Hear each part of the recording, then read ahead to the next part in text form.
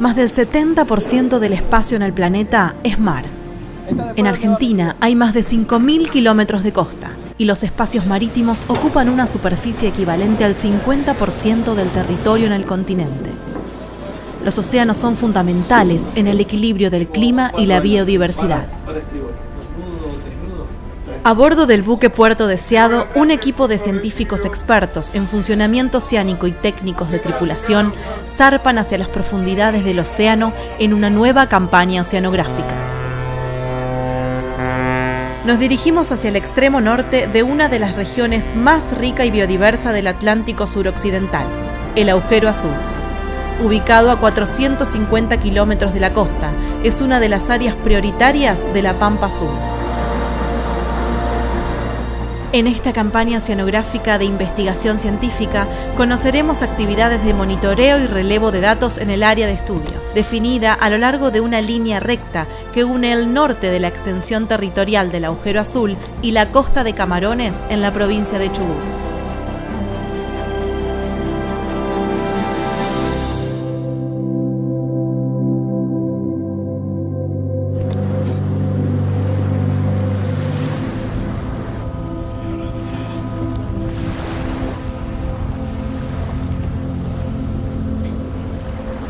El objetivo de esta campaña es múltiple, tiene varias componentes.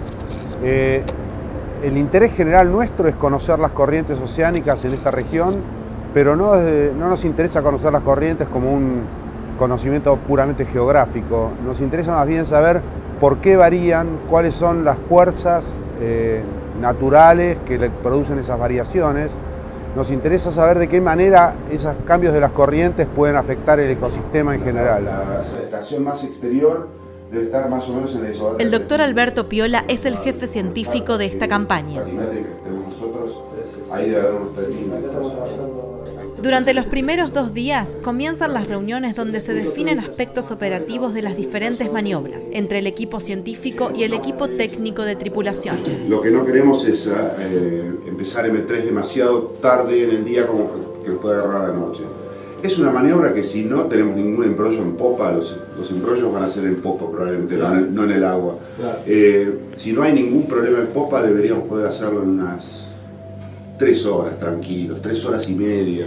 En los próximos días tenemos un plan de trabajo muy intenso que depende bastante críticamente de un conjunto de factores. Algunos que son meteorológicos, algunas de las operaciones que tenemos que llevar a cabo son muy complejas y si la meteorología no acompaña se tiene que cancelar directamente. Otro factor es el factor del equipamiento. Tenemos instrumentos bastante sofisticados, si bien están preparados para estar trabajando en el mar, siempre aparecen dificultades y estamos preparados para resolver los problemas que vayan apareciendo. Y por último, pero no menos importante, el carácter, cómo la gente va comportándose, cómo lo trata el mar, de qué manera influye el alejamiento de su casa, en fin, más problemas de carácter. Y esto no funciona si no somos un equipo totalmente integrado. Así que todas esas partes son importantes para armar el rompecabezas. Pasamos por el punto, estimamos que cuando estemos en el punto ya ustedes van a tener todo el arreglo largado. Sí. Avanzamos. El doctor Saraceno es el director de la campaña. Hay una problemática a nivel mundial, está sin resolver, y esencialmente es entender cómo evoluciona el clima, cómo funciona el clima. Más del 95% del calor que recibe la Tierra finalmente lo almacena el océano. ¿Cómo se redistribuye el calor en el océano? A través de las corrientes oceánicas, ¿sí? Entonces hay grandes corrientes oceánicas que son encargadas de transportar calor y también sal entre distintas latitudes. Y ese es uno de los objetivos claves de este proyecto: monitorear la corriente de Malvinas. Como ven, estos fondeos largos están puestos en el talud, ¿sí? Acá la profundidad pasa de 200 metros llega a la base del talud, hay 4.000 metros o más. La corriente de Malvinas es una corriente oceánica que fluye a lo largo del talud continental. El talud se define como la zona en donde termina la plataforma continental y se hace más profundo el océano. En el caso de Argentina, la plataforma continental es una de las más anchas del mundo. Empieza la zona del talud y entonces prácticamente de 200 metros de profundidad caemos a más de 5.000, donde está el abismo argentino. Y es ahí, en el talud, donde fluye la corriente de Malvinas, que transporta aguas frías desde la corriente circumpolar antártica, desde la Antártica, hacia el norte. De hecho, es la única corriente en el mundo, en el hemisferio sur, que llega a latitudes tan al norte.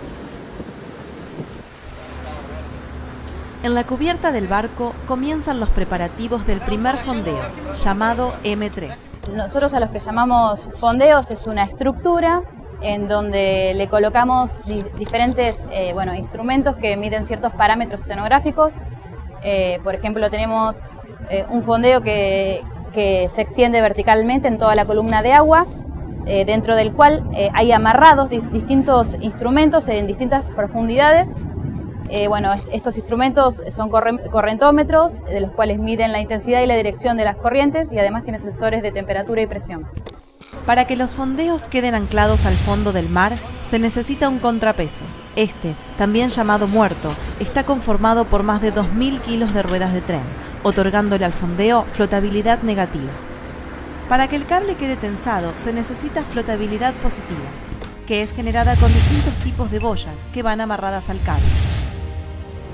Bueno, acá lo que estamos viendo son 3 conjuntos de ventos, que son estas boyas amarillas que sirven como flotabilidad del fondeo. Están distribuidas en toda la longitud del fondeo a distintas profundidades. Son 2 conjuntos de 8 y 1 de 6. Esta boya se llama Balmoral, también sirve para flotabilidad. La diferencia de esta con las ventos que vimos recién es que esta boya equivale aproximadamente, tiene la flotabilidad de 15 ventos. El objetivo es hacer que el fondeo se mantenga verticalmente.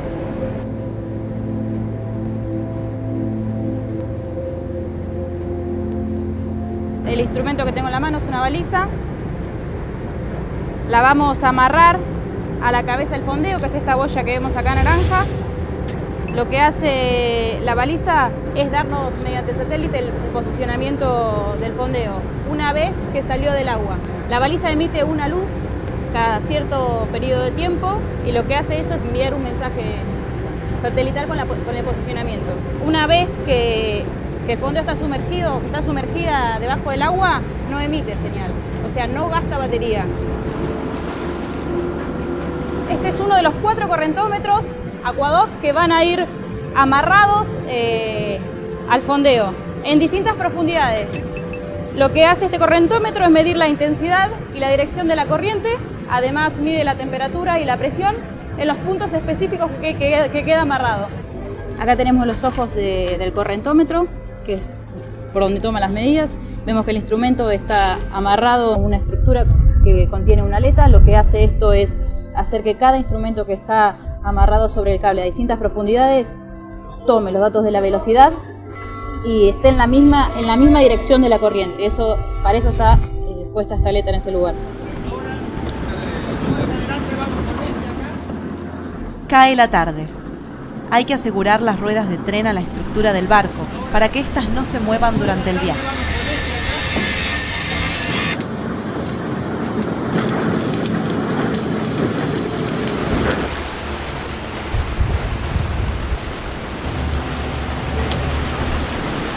El siguiente paso es, ahora reacomodamos la boya superficial a un lugar más cómodo en cubierta para poder tener acceso directo al arco de popa, y el siguiente paso sería estos grupos de boyas que las llamamos ventos.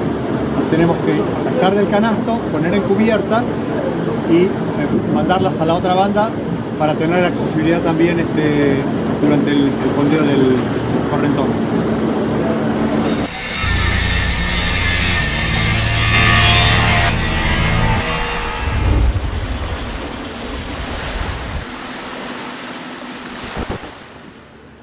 ¿Cómo viene la meteorología?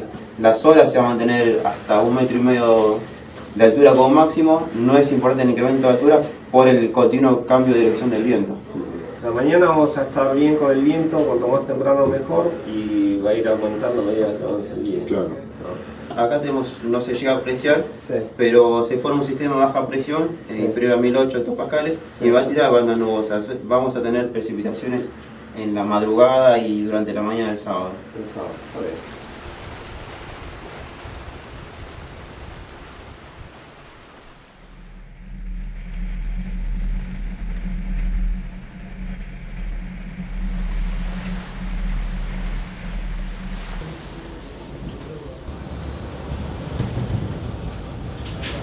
También aumentó el viento, eso es mejor.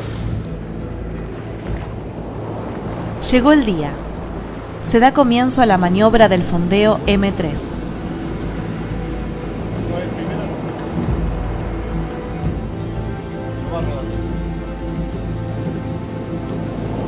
La corriente Malvinas, que corre a lo largo del talud, que es donde la profundidad es mucho mayor que en la plataforma, hace falta poner instrumentos que midan en distintas profundidades. Estos fondeos largos permiten poner instrumentos a distintos niveles de profundidad y así poder grabar las variables tales temperatura, salinidad.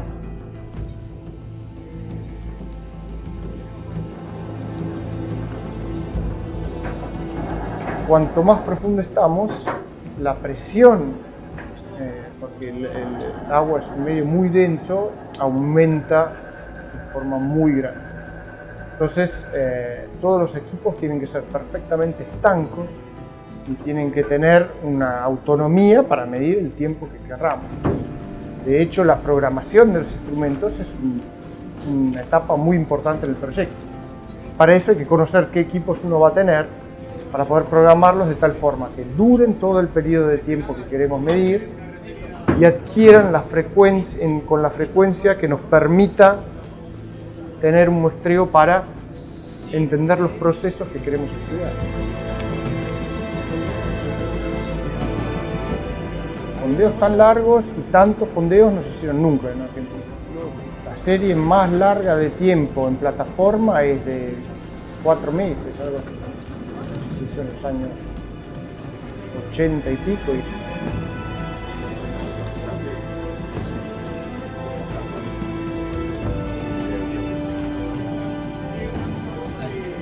Ya está la mayor parte del equipo en el agua, los 4 instrumentos que van en este fondeo ya están en el agua. Lo que queda por instalar son cosas de mantenimiento del fondeo, boyas, disparadores acústicos, el muerto, que es lo más complicado de fondear, pero todos los instrumentos de medición están en el agua, todo viene perfectamente, el tiempo está ayudando mucho, aunque hace frío, no hay viento, casi no hay mar, así que está todo perfecto.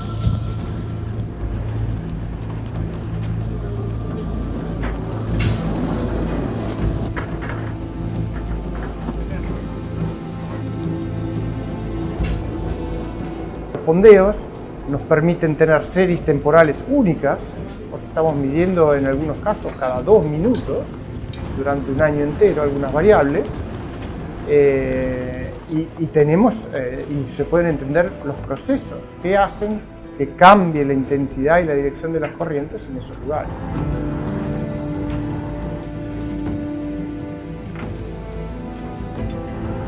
Entre la línea y nuestro muerto y el peso existen un sistema de disparadores.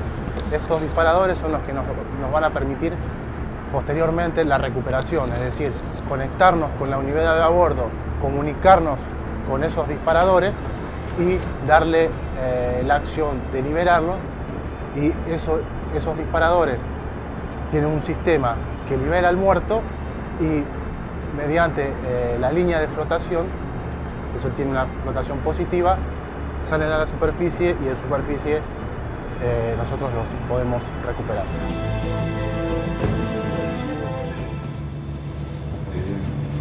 Pero básicamente se está buscando la información de profundidad que ya tomamos antes. Digamos, lo que nos falta tirar al agua, digamos, cómo va a estar la profundidad para cuando estemos listos a disparar el muerto. Entonces es un chequeo para asegurarnos de que está todo como estaba planeado.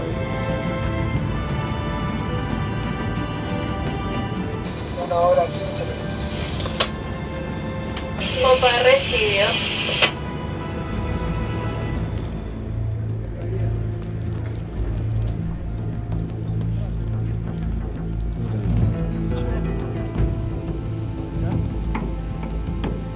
¿Y estas por qué no fueron al agua todavía? Porque hay muy pocos. Sí, para no, un tramo corto acá. que va a quedar medio, como ya no lo tenemos agarrado de arriba.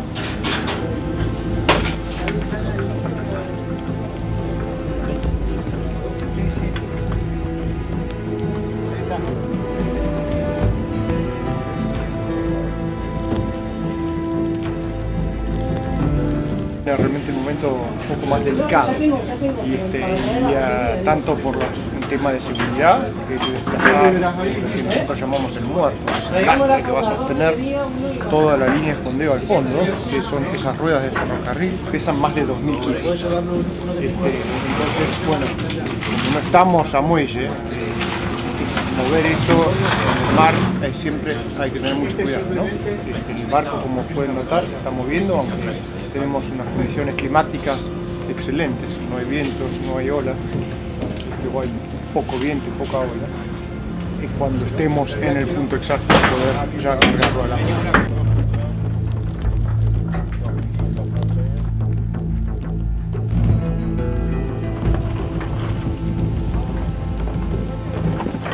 La importancia de obtener estas observaciones es que en realidad nosotros podemos hacer observaciones relativamente regulares usando satélites, por ejemplo, pero los satélites solamente nos dan información superficial. La única forma que tenemos organizada de hacer observaciones por debajo de la superficie, por ahora, es tomar un barco y ir al lugar y realmente hacer las observaciones del tipo de las que estamos haciendo aquí.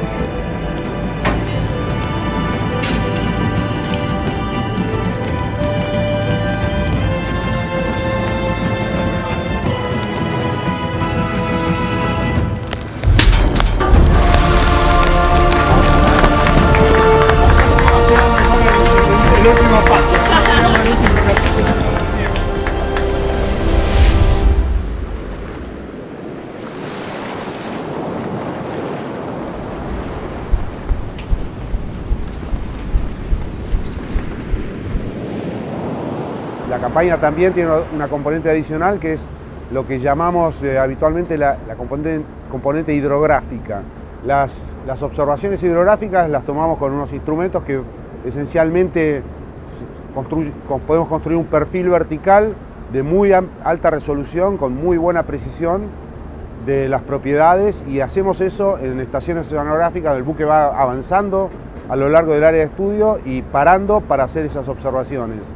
Bueno, una estación oceanográfica consiste en llegar a un punto previamente establecido antes de comenzar la campaña y llevar un perfilador desde la superficie hasta el fondo, manejado desde una consola en laboratorio, y que va midiendo en forma permanente la temperatura, salinidad, presión y otros componentes como puede ser oxígeno, fluorometría, etc. La roseta es un conjunto de botellas que uno con la compu le va dando la orden de que se cierre a distintas profundidades cada botella. Una vez que el CTD está en el agua, se va descendiendo alrededor de 1 metro por segundo o menos, de acuerdo a las condiciones que haya en ese momento, hasta llegar a casi 10 metros del fondo. Las botellas, que llamadas botellas Niskin, son las que salen del océano. Nosotros lo que tenemos son frasquitos de vidrio que hacemos un lavado con la misma agua que vamos a muestrear y la llenamos, y eso después es lo que se pone en el instrumento para medir. La última parte a seguir en el muestreo de salinidad es esa agua que se muestreó, llevarla al laboratorio a temperatura ambiente, dejar que que llegue a temperatura ambiente la botella, o sea que las dejamos unas 12 horas más o menos hasta que se pone en temperatura ambiente y la medimos, estimamos la salinidad a través de un aparato conocido como autosal. En caso de que la roseta no funcione por alguna causa, se recurre a un método más antiguo de la época en que no existía la roseta, que consiste en poner en un cable a distintas profundidades una botella. Eso se baja y desde cubierta se envía un mensajero, lo que llamamos mensajero, que es una pieza de acero que se pone en el cable, se tira y eso ese mecanismo va a hacer que golpee en la primera botella, esa se cierre y al cerrarse esa botella manda otro mensajero a la inferior.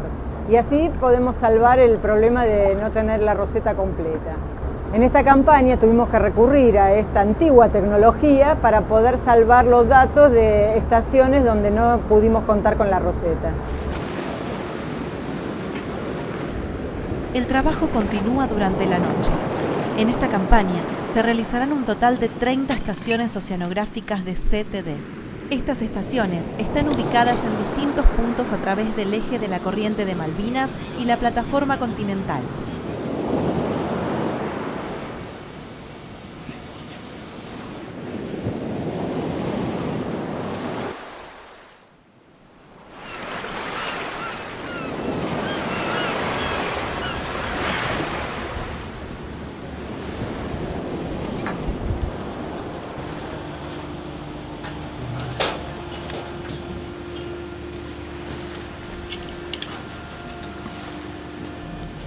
La boya oceánica, entre todos los instrumentos que vamos a fondear, hay uno que es particular y es bastante diferente a los otros en su concepción y en la información que recoge.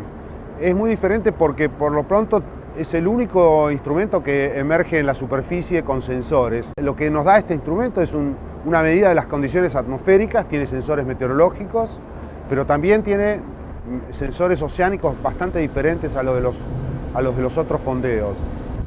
La boya tiene por debajo de la superficie un instrumento que mide las corrientes, igual que los domos. Los domos miden la velocidad en la columna de agua con un sensor acústico. Bueno, la boya tiene uno igual, pero apuntando para abajo, y mide realmente las velocidades desde la superficie hasta el fondo del mar. Y además la boya tiene la combinación con un conjunto de otras cosas que son sensores de temperatura y de salinidad a lo largo de un cable que llega a los 100 metros de profundidad. Entonces, la boya nos da realmente una oportunidad única de analizar cómo los cambios atmosféricos producen cambios en el océano, en las propiedades físicas y químicas y además en las corrientes.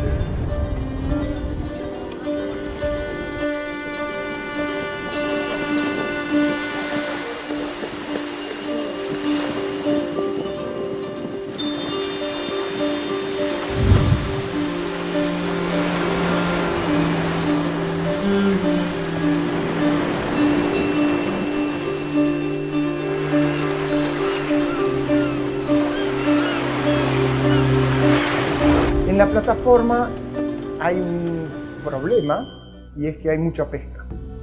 Y hay muchos pesqueros que la técnica que utilizan es arrastrar redes por el fondo. Entonces es muy riesgoso poner fondeos que tienen cables que llegan hasta la superficie, porque hay un alto riesgo de que los enganchen y no quede el fondeo ahí por mucho tiempo. Para evitar o minimizar el riesgo con la pesca, estos domos están únicamente en el fondo del mar, no tienen nada que sale hacia superficie. Los domos están compuestos esencialmente por una estructura que tiene también flotabilidad positiva, tiene unas bollitas en los costados y tienen también dos disparadores acústicos que sostienen un lastre, ¿sí? El principio es el mismo que para los fondeos largos.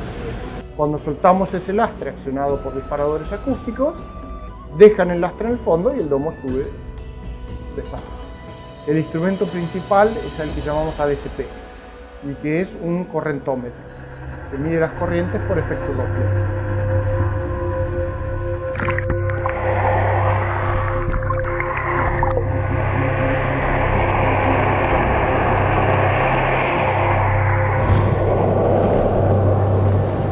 fondeo del domo A1 se realizó con éxito.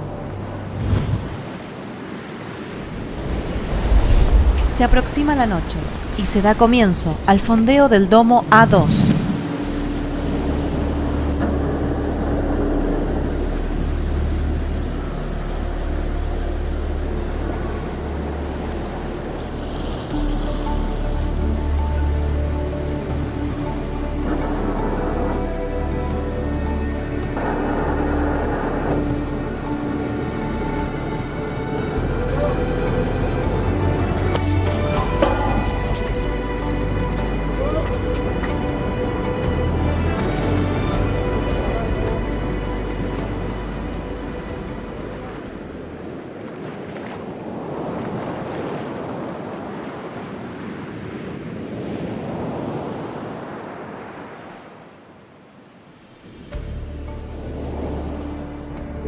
Esta campaña tenía un plan, no solamente de qué íbamos a hacer, sino en qué secuencia. Y ninguna de las dos cosas fue alterada. Y eso realmente no es lo más común. Tenemos a veces que alterar el orden en que planeamos hacer las cosas porque la meteorología no nos permitió seguir ese orden. Tal vez hubiéramos tenido que estar 3 o 4 días más en el mar para poder completar el trabajo con meteorología mala. Tengo que pasar probablemente muchos años para recordar una campaña en la que no hubiera que suspender actividades por mal tiempo, por ahí por 1 o 2 días, simplemente porque el mar no nos permitía trabajar. Predecir cuál es el resultado, bueno, por supuesto que va a haber artículos científicos y demás. La relevancia que puedan tener esos artículos creo que va a depender mucho ya del resultado final. Y obviamente lo que yo espero que emerja de esto es un paso adelante en el conocimiento de la corriente de Malvinas y su influencia en la plataforma continental, pero probablemente van a abrirse también una cantidad de nuevos horizontes de investigación que, no sé, los discípulos, los chicos que hoy están estudiando podrán continuar más adelante. Yo vengo trabajando en el mar desde que era chico y Pampa Azul es muy reciente. ¿Cuál es la diferencia entre mi trabajo anterior y el trabajo actual? Y yo diría que por un lado es un poco la manifestación muy clara de los tomadores de decisión, de los políticos, en prestar más atención al mar y tratar de hacerlo como país en una forma organizada y orgánica.